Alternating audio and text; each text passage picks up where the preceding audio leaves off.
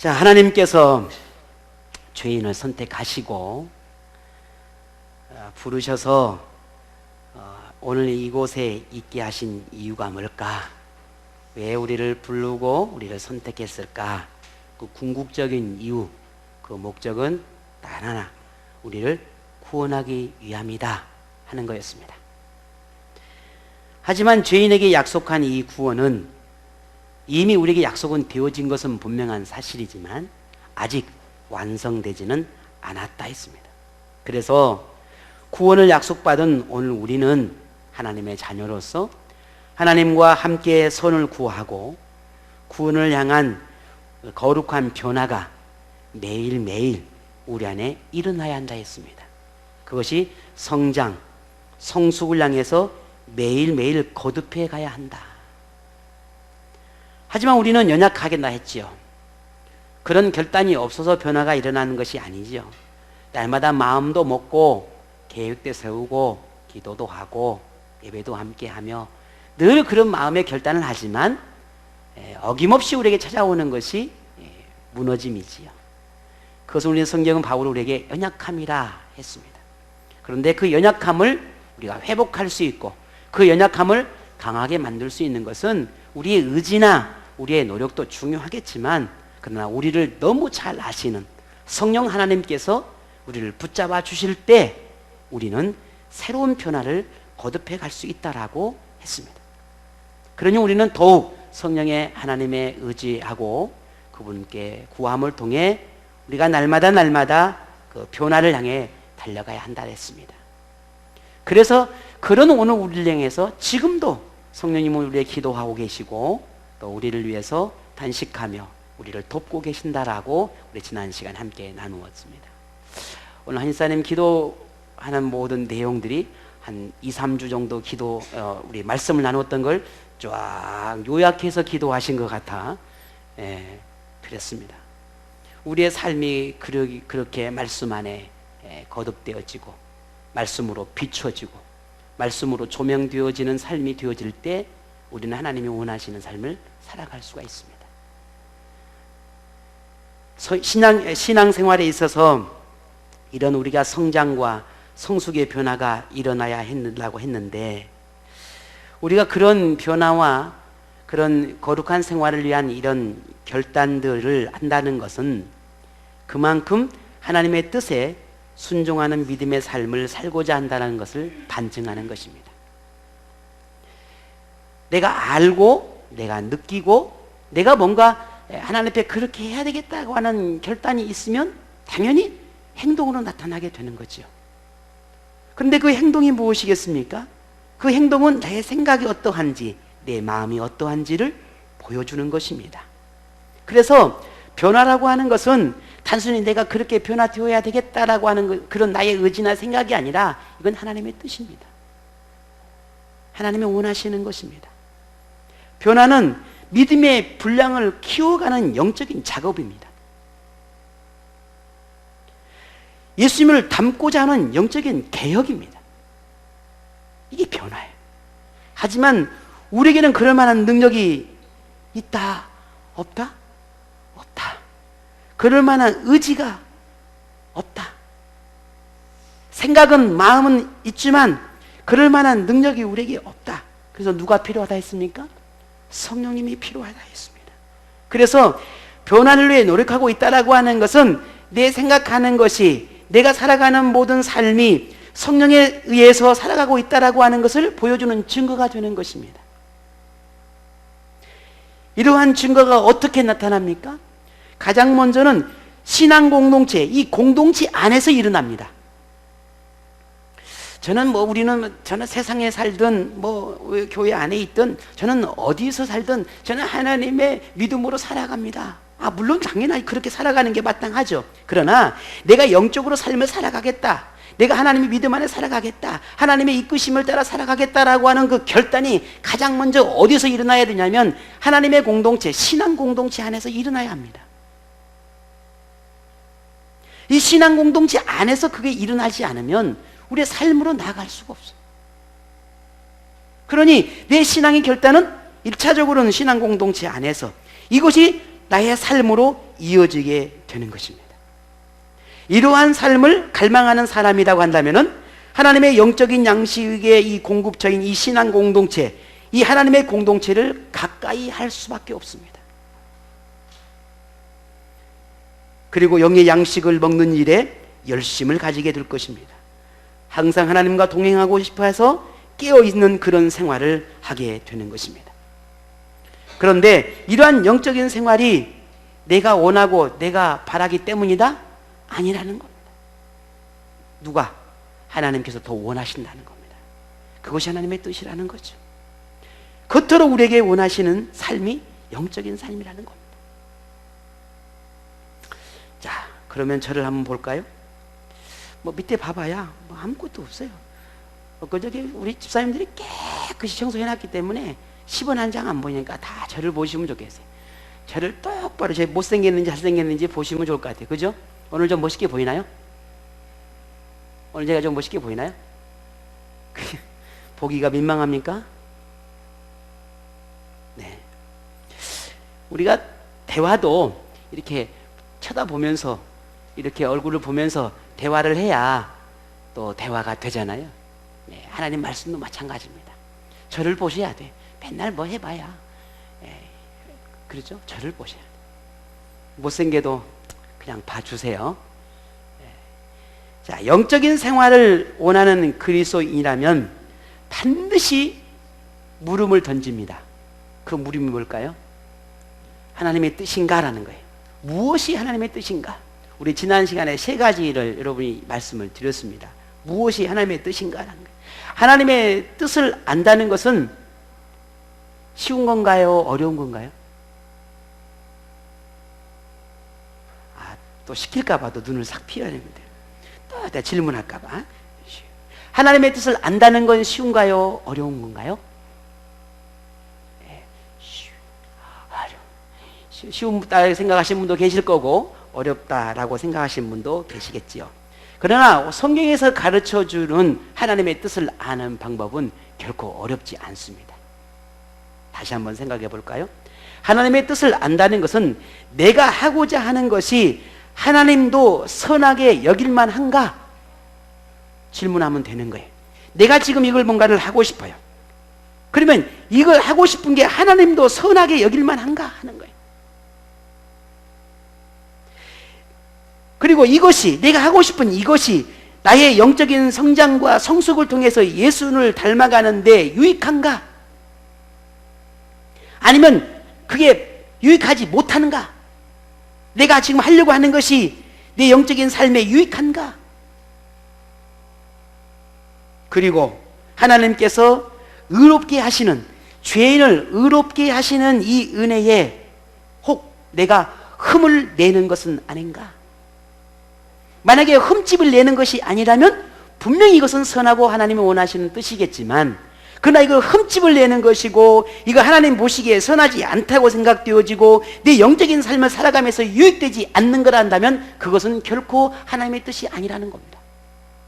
자, 우리가 생각할 때 이런 부분에 생각하고 고민해 본다면 무엇이 하나님의 뜻인지는 금방 알 수 있어요.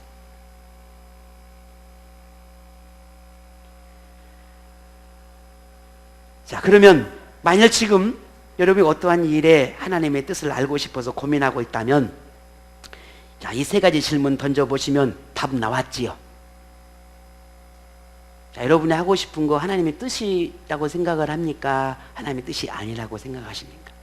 하나님의 뜻대로 하고 있다고 생각하십니까? 아니면 여러분이 원하시는 걸 하고 있다고 생각하십니까? 이미 여러분 마음에는 답이 이미 나왔습니다.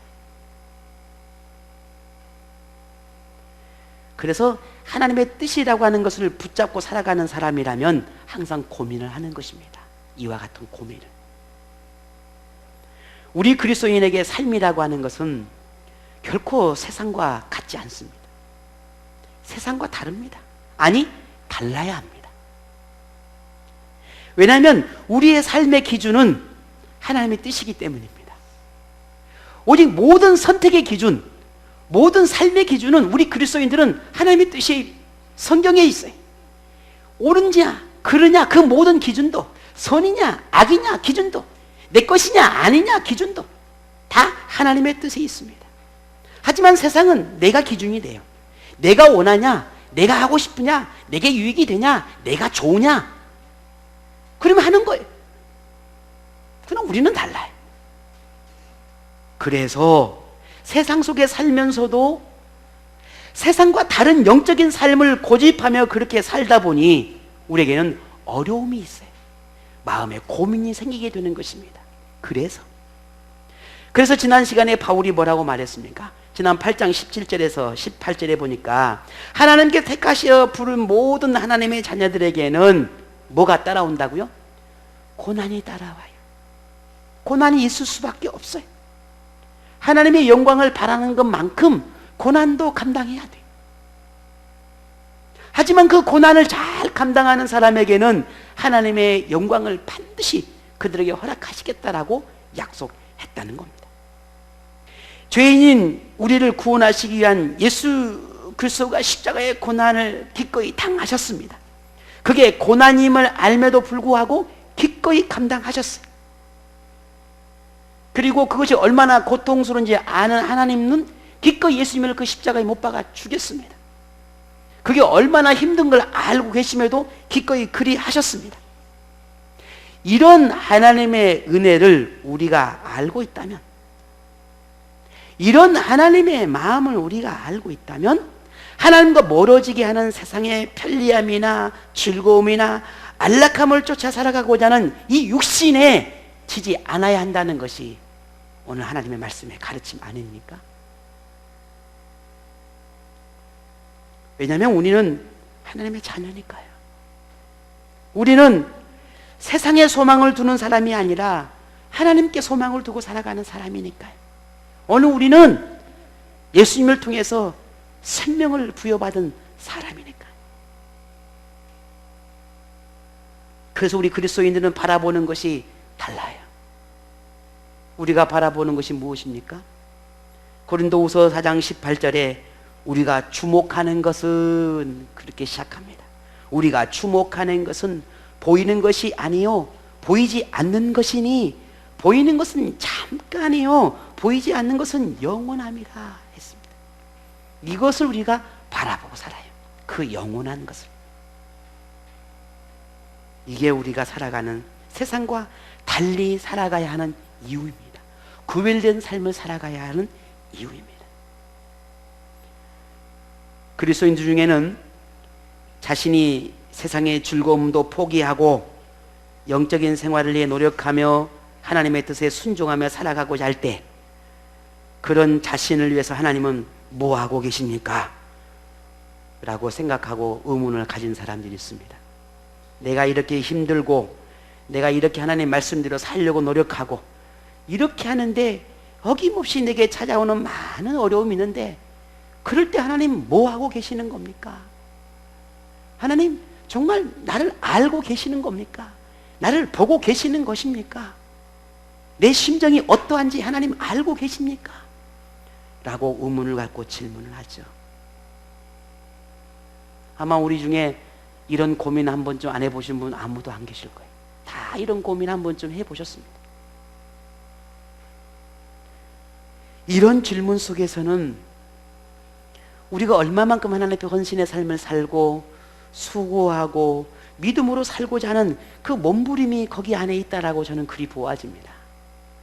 그만큼 하나님 앞에 살고 하니까, 그만큼 믿음으로 살려고 하니까, 그만큼 말씀대로 살려 하니까 세상과 부딪히는 것이고 충돌이 일어나는 것이고 고민이 찾아오는 것이겠죠. 하지만 그러한 삶을 내가 살아가기 때문에 하나님께 뭔가 보상을 받아야 되겠다라고 생각하는 것은 오늘 성경대로 말하면 그런 모습들은 불신앙의 모습이라고 말하고 있습니다. 왜냐하면 이미 하나님께서 우리에게 주신 은혜가 너무 크고 이미 하나님께 주신 사랑들이 너무 크고 위대하기 때문에 이미 우리가 살아가는 그의 삶에 그렇게 살아가야 하는 이유가 내가 받은 것 때문에 이미 하나님께 주신 것 때문에 살아가는 것이지 또다시 내가 그렇게 살아감을 통해 하나님께 뭔가를 받고 하나님께 내게 주셔야 하고 하나님께 내게 뭔가를 채워주시기를 갈망하고 그리고 그렇게 해주시기를 때를 쓰는 듯한 그런 모습은 오늘 우리에게 성경은 불신앙의 모습이라고 말하고 있습니다. 역시 하나님에 대한 불만적인 모습이 있을 수밖에 없다는 거죠. 그것은 그러한 태도는 하나님께서 원하시지는 않는다는 것입니다. 그럼에도 오늘 우리가 살아가면서 늘 경험하는 것은 그런 내가 수고하고 헌신하고 믿음의 삶을 살아가고 뭔가 세상의 것을 내려놓고 포기하고 그렇게 열정을 가지고 하나님 앞에 살아가면서 뭔가 하나님께서 내게 주시기를, 뭔가 내게 보상해 주시기를 바라고 싶어하는 심정이 있는 것은 사실입니다.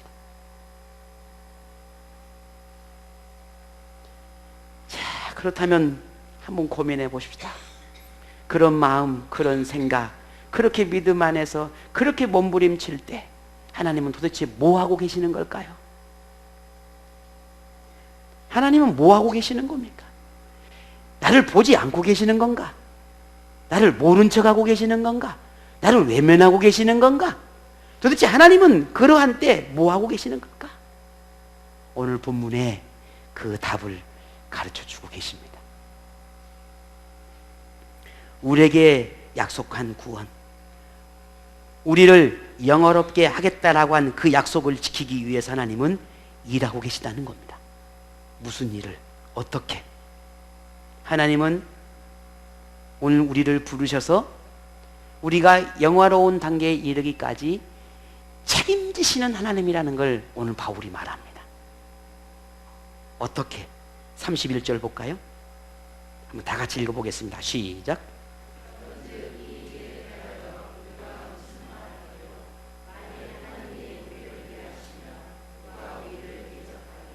아멘. 여기서 우리를 위하시면 이라고 하는 말 안에는 우리를 대적하는 것으로부터 우리를 보호해 주신다라고 하는 의미가 담겨져 있습니다.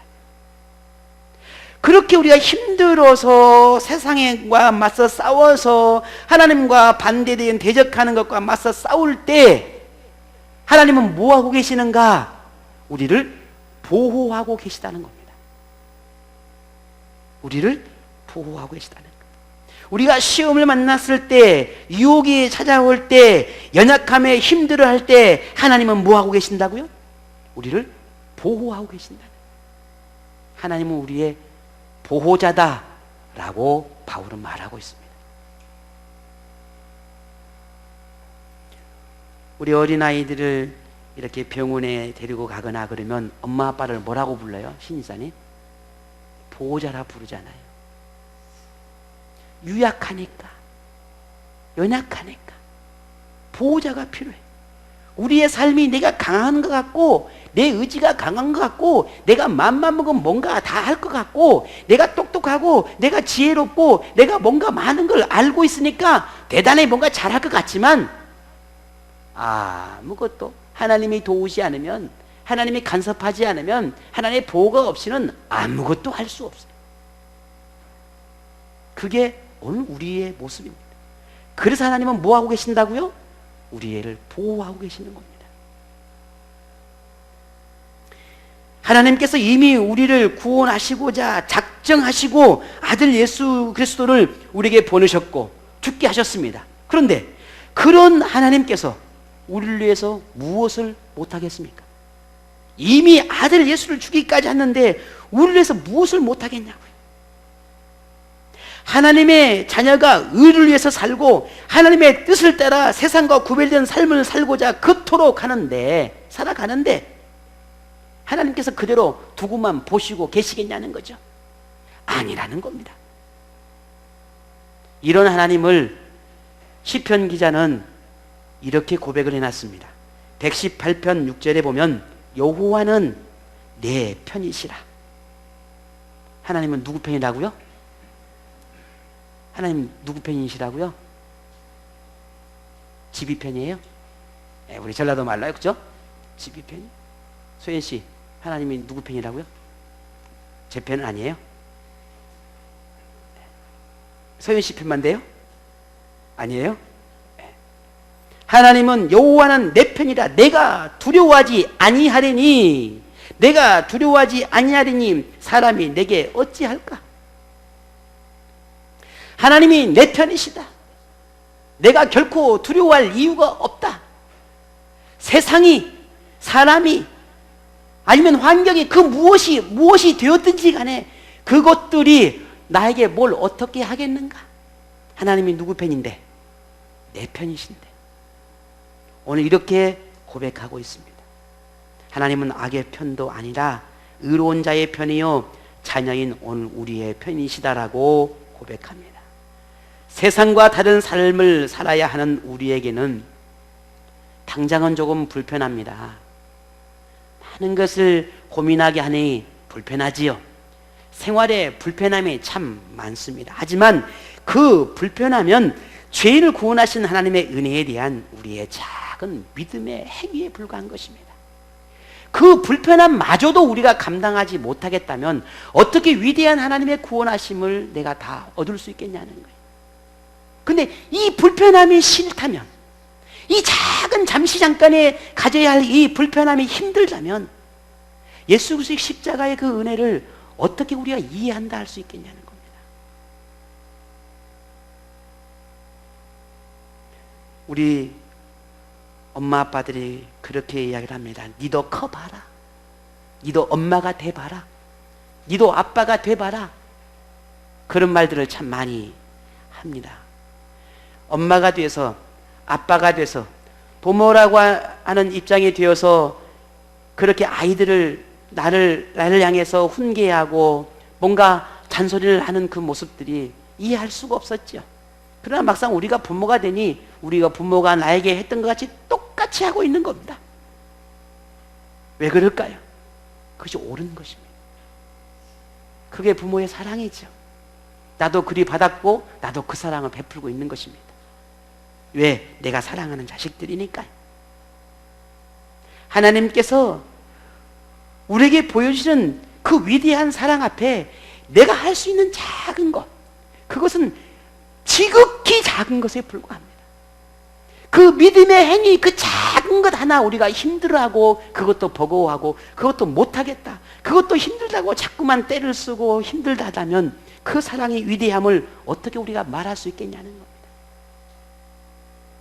세상은 우리가 세상과 구별되어 살아가는 삶을 보면서 세상의 즐거움도 모르는 어리석은 사람이라고 그렇게 말을 합니다. 뭔 재미로 살까? 뭔 즐거움으로 살까? 야, 사람이 하나님 믿는 것도 그렇고 교회에 다니는 것도 좋지만 야, 어떻게 그렇게 사냐? 이렇게 사는 것이 세상 사람과 똑같이 살아가는 거 좋지. 그게 재밌고 그게 즐거운 거 아니냐? 어쩌면 우리 중에도 그렇게 생각하는 사람이 있을런지도 모릅니다. 하지만 그 즐거움을 위해서 신앙생활에 적당함이 필요하다고 생각한다면, 그 즐거움을 위해 믿음의 수고 헌신을 포기한다고 한다면, 그 즐거움을 위해 세상과 타협하며 살아간다면 세상이나 육신은 좋아할 것입니다. 하지만 하나님과는 상관없는 그런 사람이 되는 것입니다.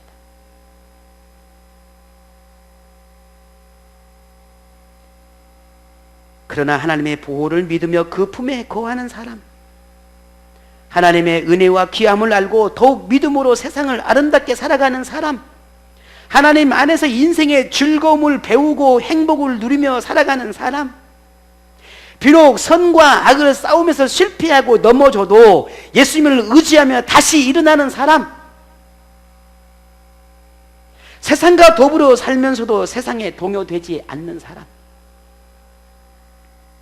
하나님은 그들의 보호자가 되시고 의롭다 하신 그들을 영화롭게 하실 것입니다. 이게 하나님의 공의입니다. 이게 하나님의 정의입니다. 하나님께서 인정하는 사람, 하나님께서 택한 사람, 하나님께서 의롭게 여긴 그 사람을 하나님은 세상이 정지하지 못하도록 보호해 주십니다. 결코 그들을 비난하지 못하도록 보호자가 되어 주십니다. 비웃지 못하도록 보호자가 되어 주십니다. 오히려 어리석다고 말하는 그들이, 우리를 향해 세상의 즐거움을 알지 못한다고 비웃는 그들이, 하나님 앞에 그들이 오히려 부끄럽게 될 것입니다. 오늘 성경에서 말하는 이 놀라운 진리를 우리는 믿음으로 고백할 수 있어야 하겠습니다. 하나님은 우리의 그 연약함을 알기 때문에 하나님의 도움이 없이는 결코 우리가 온전해질 수 없습니다. 그걸 너무 잘 알고 있습니다. 우리의 그럼에도 불구하고 이런 연약한 믿음에도 하나님은 정죄하지 않습니다. 내가 왜 믿음이 그토록 약하냐 꾸짖고 정죄하지 않습니다. 그것이 하나님만이 주실 수 있는 은혜요 사랑이지요. 우리를 심판하신 분도 우리를 구원하신 분도 오직 아버지 하나님입니다. 세상이 아닙니다. 그래서 우리를 정죄하지 않아요. 바울은 이런 하나님의 놀라운 그 권능과 사랑과 이 주권 앞에 이렇게 고백을 했습니다. 오늘 본문 볼까요? 8장 33절 34절에 보면 누가 능히 하나님께서 택하신 자들을 고발하리요 의롭다 하신 이는 하나님이시니 누가 정죄하리요 죽으실 뿐 아니라 다시 살아나신 이는 그리스도 예수시니 그는 하나님 우편에 계신 자요 우리를 위하여 간구하시는 자시니라. 아멘. 우리를 의롭다 하시는 분은 하나님, 우리를 심판하시는 분은 하나님, 우리를 판단하고 분별하시는 분은 하나님이십니다. 세상이 아니에요. 세상이 뭐라고 우리에게 이러쿵 저러쿵 해도 하나님께 우리는 어떻게 판단하고 판단받고 어떻게 하나님께서 우리를 보시느냐가 더 중요하다 하는 것이죠. 잠시 우리 한번 생각해 볼까요? 우리 자신들을 한번 보십시다. 자, 우리 자신들 내 속의 속사람까지 내 내면까지 한번 잠깐 보죠. 우리의 신앙생활이 질이 어떠했든지 간에 세상살이의 모습이 어떠했든지 간에 하나님 앞에 응답의 삶이 어떠하든 우리 모두는 오늘에 이르기까지 지금 이 순간까지 하나님 안에 살았습니다. 여러분 그리 믿으십니까?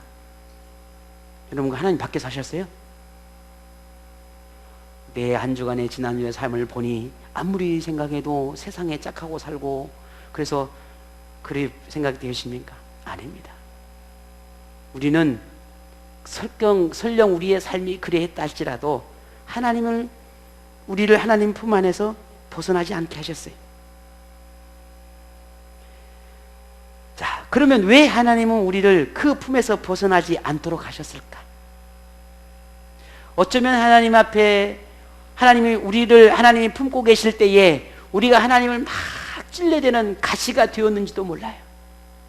하나님의 마음을 막 아프게 하고 힘들게 하는 그런 삶을 살았는지도 몰라요.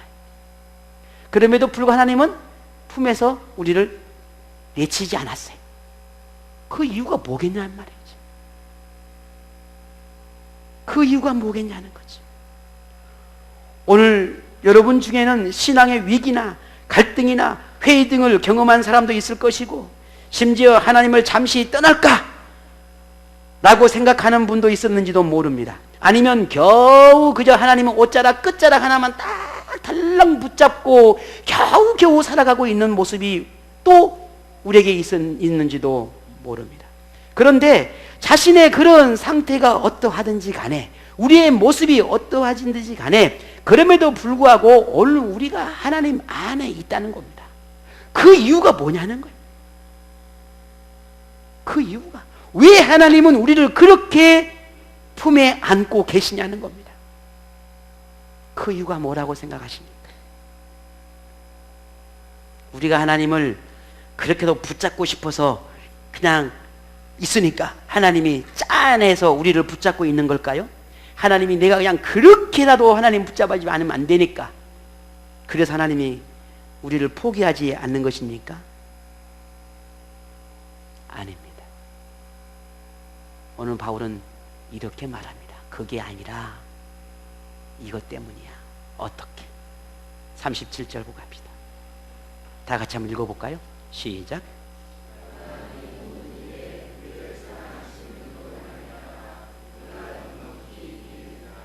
아멘. 바울이 승리자가 될 수 있었던 것은 오직 바울을 사랑하는 하나님 때문이라는 겁니다. 바울을 너무나 사랑하셔서 그 바울을 붙잡아 주신 하나님 때문에 믿음의 삶을 살 수 있었다라고 고백하고 있습니다. 이 말은 우리 역시 하나님의 사랑이 우리를 붙잡고 있었기 때문에 지금 우리가 그 하나님 안에 있다는 겁니다. 내가 하나님을 붙잡아서 있기 때문이 아니라 하나님이 나를 붙잡았기 때문이라는 겁니다. 내가 그렇게 살려고 몸부림치기 때문이 아니라 하나님이 나를 그렇게 살도록 하시기 때문이라는 겁니다.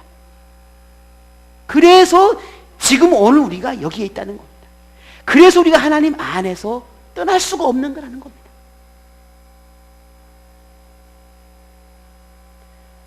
우리가 바울에 대해서 조금이라고 안다면 이런 고백을 한다는 것에 대해서 우리는 놀라지 않을 수 없어요. 오늘 본문 35절에서 마지막 39절에 보게 되면 바울의 삶이 어떠했는지에 대해서 신앙의 고백을 쭉 이렇게 해 놓은 것을 볼 수 있습니다. 보면 바울의 삶을 생각하면 화려함이나 안정적이고 편리한 삶을 살았다라고 하는 것을 어디를 봐도 찾아볼 수가 없습니다. 그냥 환난이니 기근이니 수금 보면 그냥 고통이라고 하는 말로밖에는 표현할 수가 없어요. 그저 바울은 복음을 위해서, 예수님을 위해서, 하나님을 위해서 모든 것을 바친 그런 삶을 살았던 사람입니다. 하지만 하나님께 대한 그러한 헌신이나 충성이나 순교자적인 삶에 비하면 그의 생활은 상상하기 힘들 정도로 어렵고 힘든 삶을 살았다는 겁니다. 말이 안 되잖아요. 말이 됩니까? 하나님을 위해서 살면, 복음을 위해서 살면, 내가 모든 걸 다 하나님을 위해서 걸고 살면 하나님의 그런 삶을 허락하면 안 되잖아요. 우리 생각대로라면. 가난해서도 안 되고, 병들어서도 안 되고, 힘들어서도 안 되고, 환난을 만나서도 안 되고, 날마다 웃고 즐겁게 행복하게 히히 호호 살아가게도 그래도 부족하잖아요. 그런데 오늘 바울의 삶을 보십시다. 어떤 모습에 봐도 그런 삶이라고는 찾아볼 수가 없어요. 어떻게 그럴 수 있어요? 하나님이 어떻게 그럴 수 있겠습니까? 그럼에도 불구하고 그런 자신의 삶을 보면서 승리했다라고 말하고 있습니다. 오늘 본문에 보면 바울을 자신의 삶이 어떠했는지 한마디로 이렇게 표현했습니다. 볼까요? 36절에 중간 보니까 내 삶은 이렇게 살았다. 우리가 종일 주를 위하여 죽음에 당하게 되며 도살당할 양같이 여김을 받았다. 자신의 삶을 그렇게 표현했습니다.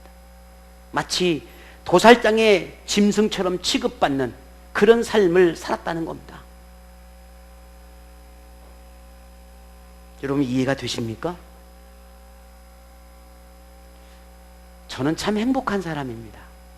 그렇다면 부족한 게 없습니다. 참 행복합니다. 왜? 저는 이 바울이 당하는 그 어떤 고난도 저는 경험해 보지 않았기 때문입니다. 그러면 저는 훨씬 바울보다 사랑을 많이 받고 사는 사람인 것 같습니다. 여러분은 어떻습니까?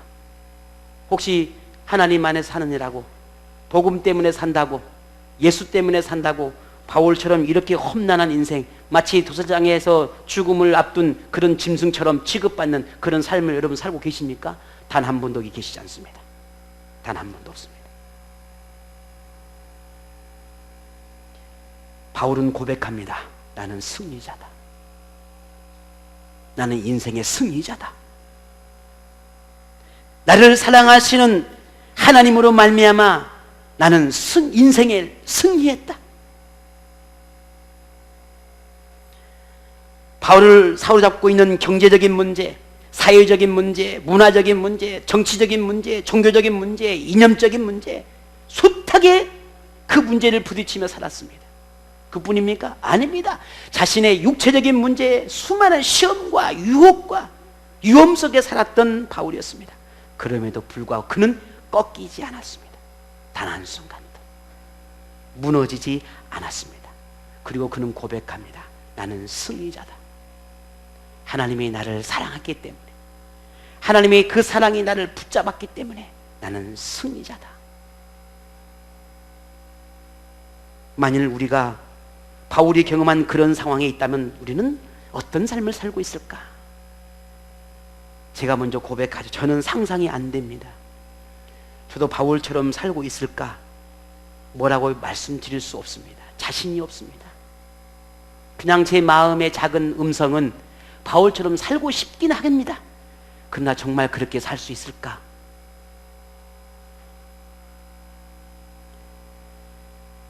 그렇다고 오늘 우리에게 하나님이 너도 바울처럼 그렇게 살아라, 바울처럼 살아야만 내가 너에게 은혜를 베풀고 복을 주고 구원을 주겠다, 그렇게 말씀하는 것은 아닙니다. 그러나 오늘 바울의 삶을 통해서 우리가 얻는 것은, 왜 바울은 그렇게 삶에도 불구하고, 삶이 그러함에도 불구하고 왜 예수를 포기할 수 없었을까 하는 겁니다. 왜 복음을 포기할 수 없었을까? 왜 믿음의 삶을 살아가는 것을 포기할 수 없었을까? 도대체 무엇 때문에 그는 그렇게 예수 안에서 살고자 몸부림쳤을까? 예수가 그에게 어떤 의미였을까? 그의 삶에 도대체 하나님이라는 건 어떤 존재였을까라고 하는 걸 우리는 생각하지 않을 수 없습니다. 그는 이렇게 고백하지요. 35절에 누가 우리를 그리스도의 사랑에서 끊으리요? 환난이나 공고나 박해나 기근이나 적신이나 위험이나 칼이랴. 39절에 뒤에 이렇게 고백하지요. 우리를 우리 주 그리스도 예수 안에 있는 하나님의 사랑에서 끊을 수 없느니라. 하나님을 향한 바울의 사랑 때문이기도 하겠지만, 바울을 향한 하나님의 사랑 때문에 바울은 그리 살 수밖에 없었습니다.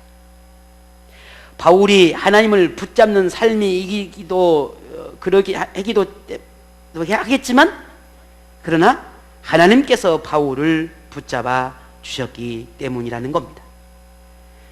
바울을 향한 하나님의 사랑은 죽음보다 더 강한 것이었고, 바울을 향한 하나님의 의지는 세상의 어떤 힘도, 영적인 존재도 꺾을 수 없이 강했습니다. 바울을 향한 하나님의 마음은 생 어떤 것보다 깊고 높았다는 겁니다. 그 사랑, 그 마음이 바울을 붙잡고 있었기 때문에 바울은 견딜 수 있었고, 그래서 이겨낼 수 있었고, 그래서 세상이 감당할 수 없는 하나님의 사람일 수 있었다는 겁니다. 바울에게 하나님은 보호자요, 세상 무엇보다 바울을 사랑하는 분이 하나님이셨습니다. 지금 세상 그 무엇보다 가장 사랑하는 분이 바로 여러분입니다. 세상 그 무엇으로도 하나님이 여러분을 빼앗기지 않기 위해서 여러분을 붙잡고 있는 분이 하나님이십니다. 내가 하나님을 붙잡고 있는 것이 아니라 하나님이 나를 붙잡고 있는 것입니다. 그래서 우리가 빼앗기지 아니하고 지금 하나님 앞에 이렇게 예배하고 있는 것입니다. 그 사랑, 그 은혜, 여러분 늘 감사함으로 고백하시기를 바랍니다. 지금 저와 여러분이 겪고 있는 신앙의 고민, 갈등이 있다면 무엇입니까? 직장, 가정, 사업, 혹은 건강, 그것이 무엇이든 해결되지 않아서 힘겨운 고민에 빠져 있는 인생의 문제가 있다면 그럼 무엇입니까? 하나님은 오늘 저와 여러분을 하나님의 자녀로 부르심에 대해 단 한 번도 후회한 적이 없습니다. 하나님의 자녀로 택하셔서 구원을 선물로 주신 것에 대해서 다시 빼앗아야 되겠다고 생각하신 적 단 한 번도 없습니다. 아들 예수를 십자가에 죽기까지 사랑하는 오늘 우리를 단 한 번도 포기한 적이 없습니다. 그런 하나님께서 오늘 우리를 그대로 보고만 계실까요?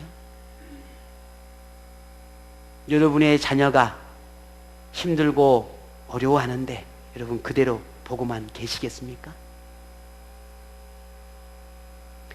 로마서 8장을 보면 32절에 자기 아들을 아끼지 아니하고 우리 모든 사람을 위하여 내주신 이가 어찌 그 아들과 함께 모든 것을 우리에게 주시지 않겠느냐. 아들까지 다 주신 하나님이 나를 위해서 무엇을 더 주지 못하겠느냐. 이런 분이 우리 아버지 하나님이십니다. 여러분 믿으십니까? 혹이라도 우리가 하나님을 떠날 수 있을는지도 몰라도 하나님은 결코 우리를 버리지 않으십니다. 하나님을 향한 우리의 믿음도 사랑도 변할 수는 있을는지 모르지만 우리를 향한 하나님의 사랑은 변하지 않습니다. 이게 조금 전 우리가 찬양했던 그 사랑, 그 은혜가 아니겠습니까? 우리를 향한 하나님의 그 위대한 사랑, 그 사랑은 오늘만의 사랑이 아니라 영원하다고 하는 사실을 믿음으로 고백하기를 원합니다. 그 사랑, 그 은혜로 인하여 우리가 살고 있다는 것을 결코 잊지 않기를 바랍니다. 자, 그렇다면 우리는 이제 그렇게 세상 어떤 곳으로도 끊어지지 않는 하나님의 사랑으로 우리를 붙잡고 있다면 오늘 우리는 무엇을 해야겠습니까? 오늘 저와 여러분은 무엇을 해야겠습니까? 하나님을 향한 우리의 사랑을 이제는 새롭게 해야 합니다. 자신의 욕구에 움직이는 그런 이기적인 신앙을 우리는 깨트려야 합니다. 이해 타산에 의해서 그렇게 이끌려 하나님과의 관계를 가지고 있다면 우리는 이걸 청산해야 합니다. 하나님의 사랑에 의심하는 그런 불신앙의 태도를 이제는 버려야 합니다. 우리의 모든 신앙의 동기가 자기 중심, 내 중심이 아니라 하나님 중심이 되어야 하겠다는 겁니다. 우리의 모든 삶이 하나님의 도우심과 보호하심에 의해서 이루어지고 있다고 하는 사실을 우리가 믿음으로 고백하고 인정하고 그리고 감사해야 합니다. 우리가 만나는 힘들고 어려운 모든 순간에도 하나님이 붙잡고 계심을 믿고 소망을 잃지 않는 하나님의 사람들 되시기를 바랍니다. 하나님의 사랑은 위대합니다. 그 사랑 때문에 우리가 살고 있습니다. 그 은혜 때문에 우리가 살아가고 있습니다. 그러므로 이제는 하나님을 위해 살고 하나님과 함께 살고 하나님과 함께 선을 이뤄가는 그런 삶이 되시기를 바랍니다. 우리의 모든 신앙생활이 하나님의 사랑의 응답이라고 하는 사실을 우리가 고백했기를 원합니다. 우리의 모든 수고, 헌신하는 것, 희생하는 것, 봉사하는 것, 그것은 하나님이 우리에게 베푸신 사랑의 응답에 불과한 것입니다. 그 사랑이 너무 감사해서, 그 은혜가 너무 고마워서 우리의 믿음의 작은 몸짓에 불과한 것입니다. 우리를 통하여 하나님의 사랑이 세상을 이길 힘이라고 하는 사실을 우리가 보여줬으면 좋겠습니다. 나는 세상을 살아가는 이유는, 내가 세상을 살아갈 수 있는 것은, 내가 세상을 이길 수 있는 것은, 내가 지금 당하는 모든 어렵고 힘든 상황을 이겨낼 수 있는 것은 단 하나입니다. 하나님이 나를 사랑하신다는 그 사랑 때문입니다 라고 고백할 수 있는 오늘 우리 모두가 되기를 원합니다. 그 사랑, 그 은혜에 표현하고 감사하시면서 오늘 한 주간도 그렇게 하나님 사랑 안에서 즐거워하고 기뻐하며 감사의 삶을 살아가는 오늘 저와 여러분 되시기를 축복합니다.